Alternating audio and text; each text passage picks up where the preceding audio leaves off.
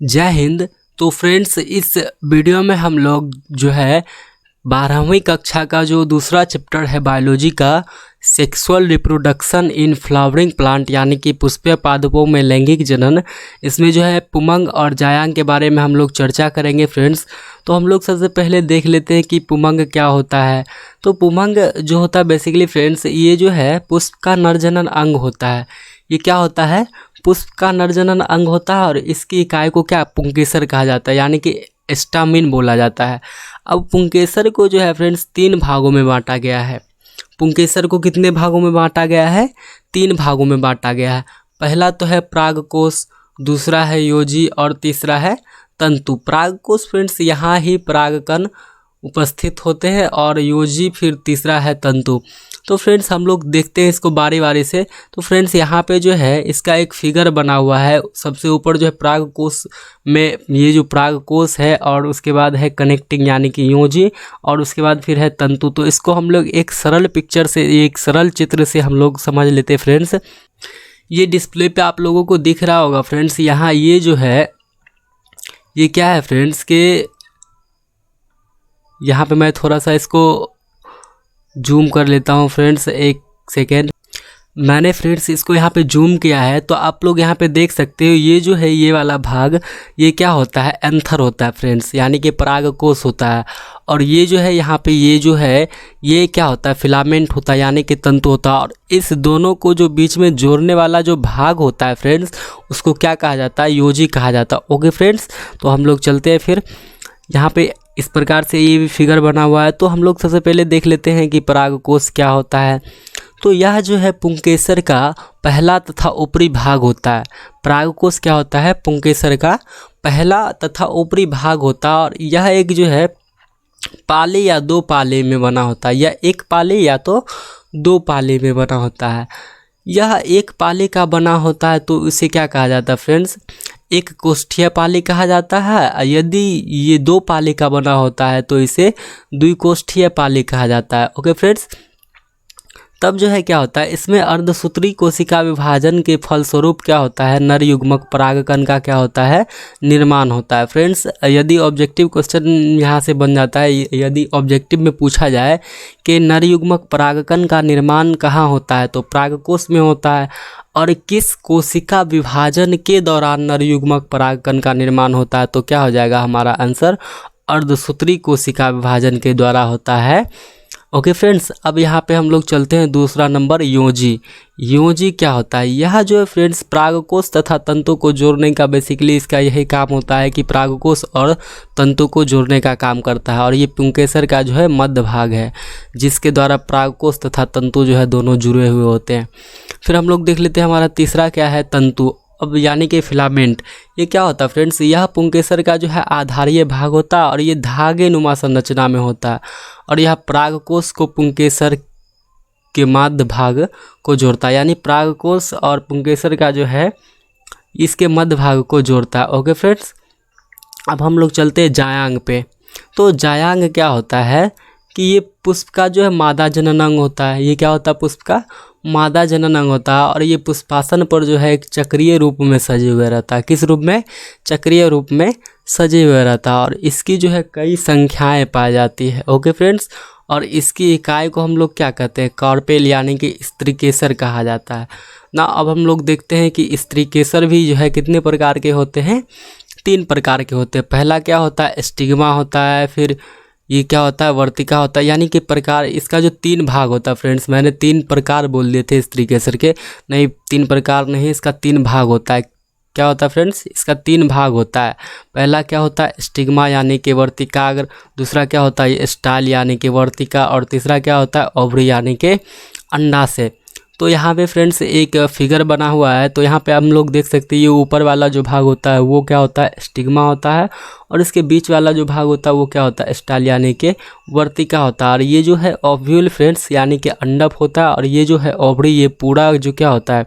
ये अंडाशय होता है। और ये जो यहाँ पे दाना दाना नुमा देख रहे हैं संरचना, ये क्या होता है? एग होता है। इसको जो है हम फ्रेंड्स आसान से पिक्चर में हम लोग समझ लेते हैं एक बार। यहाँ पे आप लोगों को डिस्प्ले पे दिख रहा होगा फ्रेंड्स, ये जो है यहाँ ऊपर में लिखा हुआ स्ट्रक्चर ऑफ कार्पेल यानी कि स्त्री केसर का चित्र है ये।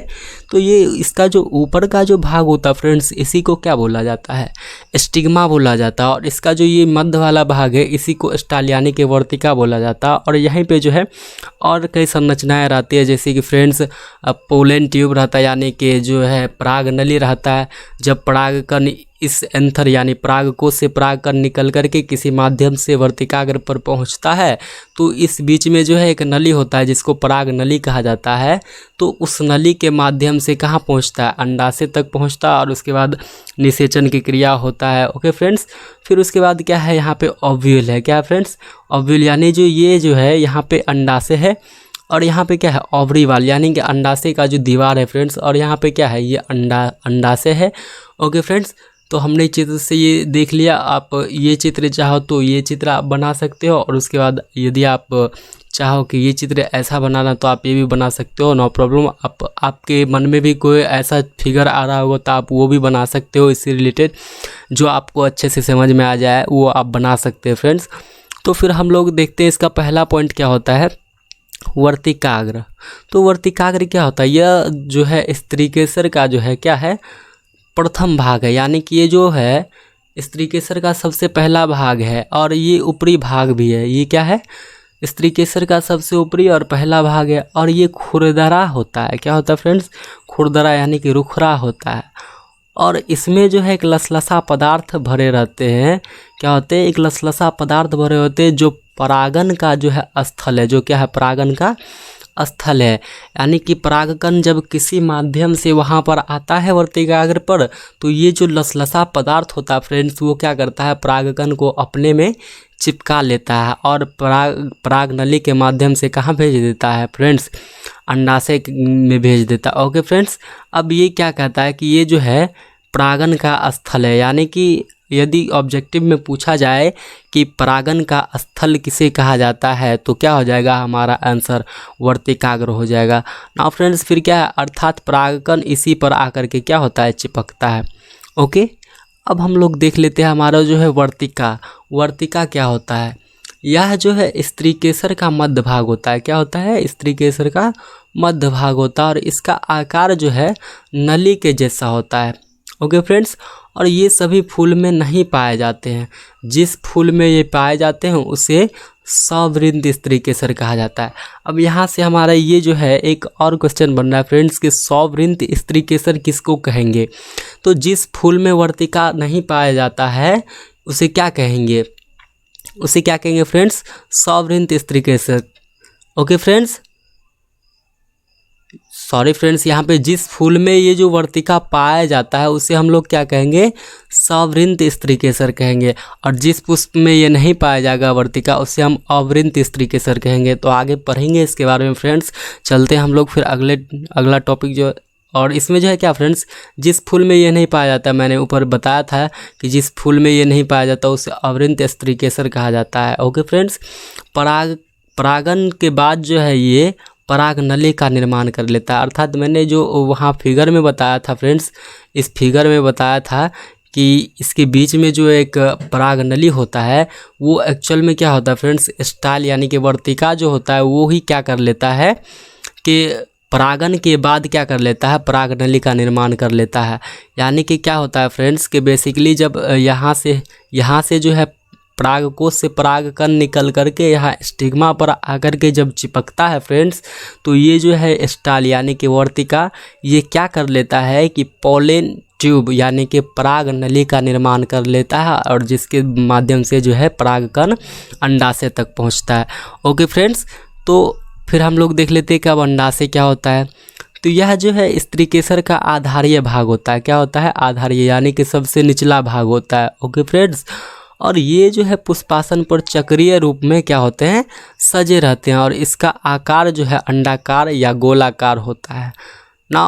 अंडाशय के बाहरी परत एक गोलाकार संरचना पाई जाती है, यानी कि अंडाशय के जो बाहरी परत पर जो है एक गोलाकार संरचना पाई जाती है जिसे क्या कहा जाता है, अंडप कहा जाता है। जिसे क्या कहा जाता है फ्रेंड्स, अंडप कहा जाता है। जैसा कि यहाँ पे इस फिगर में हम लोग देख पा रहे हैं फ्रेंड्स, यहाँ ये जो है ओवरी बॉल, इसको हम लोग क्या बोल सकते हैं बेसिकली, यहाँ पे अंडप भी बोल सकते हैं, यहाँ पे ओव्यूल, क्या फ्रेंड्स, यहाँ पे ओव्यूल यानी कि ओवरी, ये तो अंडा से हो गया फ्रेंड्स।